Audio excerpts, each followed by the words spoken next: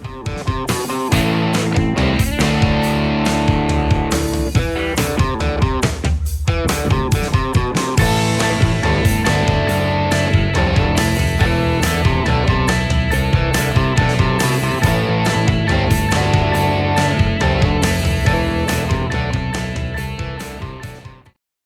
going on, everyone? Today we're going to see what we can do about digging this 1981 Kawasaki KZ-305 CSR out of the weeds and get it back on the road. Needs a bunch of work. It's been sitting for about 10 or 11 years according to the previous owner. Has a bunch of problems, as you can see. The wiring taken apart all over the place, bunch of parts missing, ripped out seat. The cables are all bound up because I flipped the bars for a more cafe racer style to it.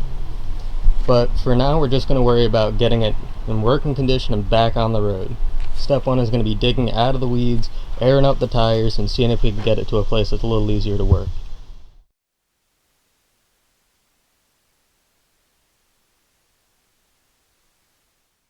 Alright, so next thing we're going to move on to is this right here, ignition switch. Very important piece of a motorcycle. Without it, bike won't run and you're pretty much dead in the water. So all we got to do is take out these two screws here, pop off this cover, gives us access to bolts to the back so you can take off the gauges. There's two bolts on the back side of the ignition switch itself that you have to take off, undo a connector, whole thing will come out, and the one will go in, and we'll have a key so we can get ignition power to the bike, and hopefully when we crank it, we can get it to fire off.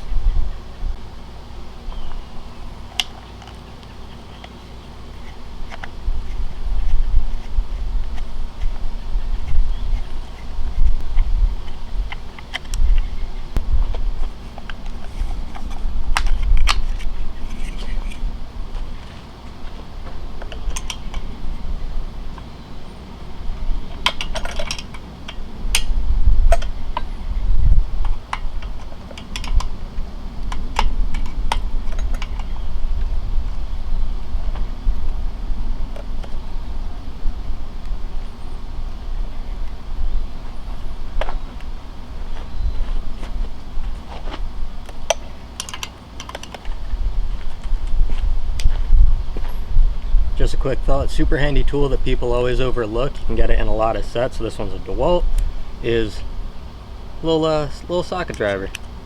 Super useful for little light duty hardware. Saved you a lot of time and effort when you don't have a lot of extensions and things like that. You can reach up into a tight space and all you have to do is turn it like a screwdriver.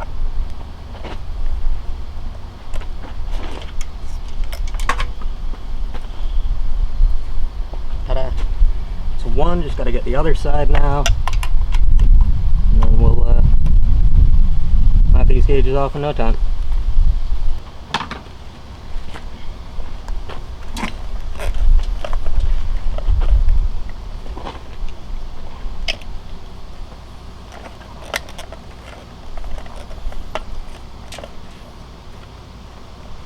Alright,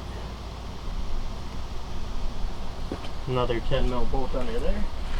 This time I'm hopefully going to be able to get to it with a ratchet, just because it's not in the best spot.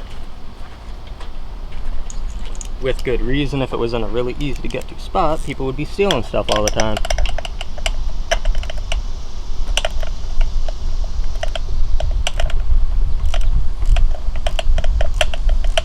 There we go.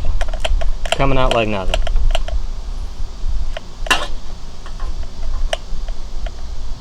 You might have noticed that I'm whacking stuff with my ratchet and drivers all the time, and that's because I actually got this motorcycle for free, so I'm not too terribly worried about bodywork and paint. This is simply just a get it running, don't get it right kind of bike. Hopefully that works out.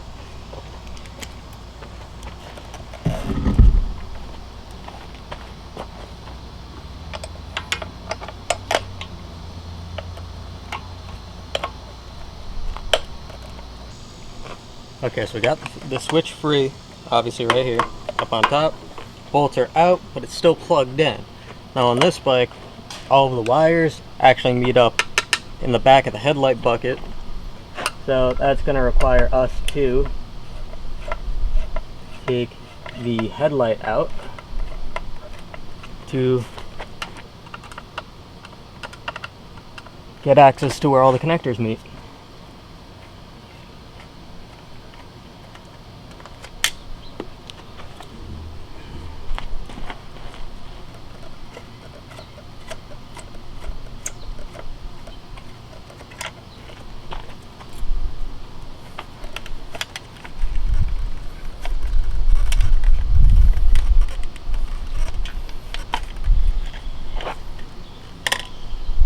Just like that, it's open. I can tell you right off the bat, right here, this connector is the connector for the ignition switch. Alright, so we got our new ignition switch here. It's a cheapy, presumably Chinese remanufacturer. I have no idea where it's actually from. I know that it's probably not from Japan, where this bike was originally made. Something that you should keep in mind whenever you're getting a replacement part is if you want the best quality for the part that you're doing, if it's not an aftermarket upgrade, you should always go with the original country of manufacture. This is a Kawasaki, Japanese manufacturer. You should try to go with a Japanese manufactured part. This is not. I have no idea what it is, but it should work with what we're doing because it's the one I could find cheap and reasonably close by. Now we're just going to try to feed this down through into the back of the headlight bucket. Could be kind of a pain in the butt sometimes, depending on what you're working on, what kind of clearance you're going to have to stuff. It doesn't seem too bad in this case.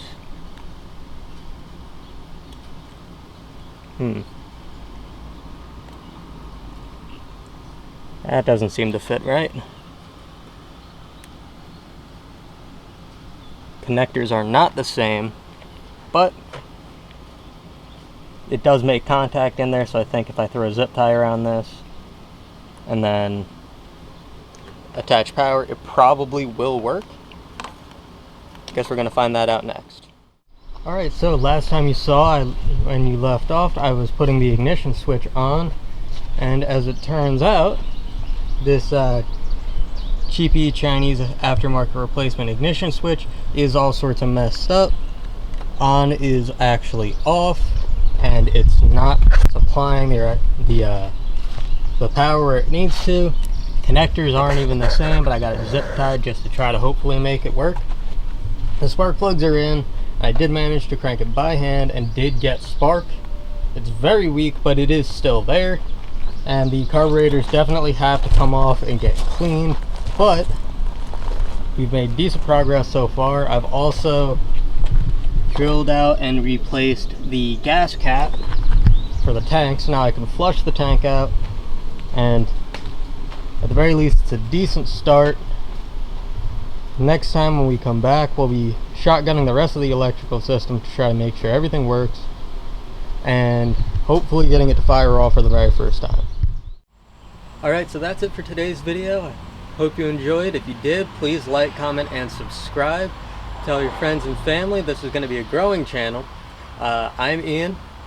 Right now I'm the only one making content, but there will be more of us pretty soon.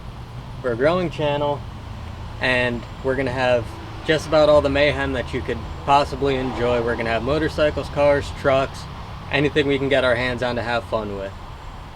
I understand today's video was kind of a short one and not a lot went on, and that's because there were some unexpected hiccups with it and things didn't really go as planned. But don't worry, we'll have longer and better videos coming soon. Thanks for watching. Have a good day.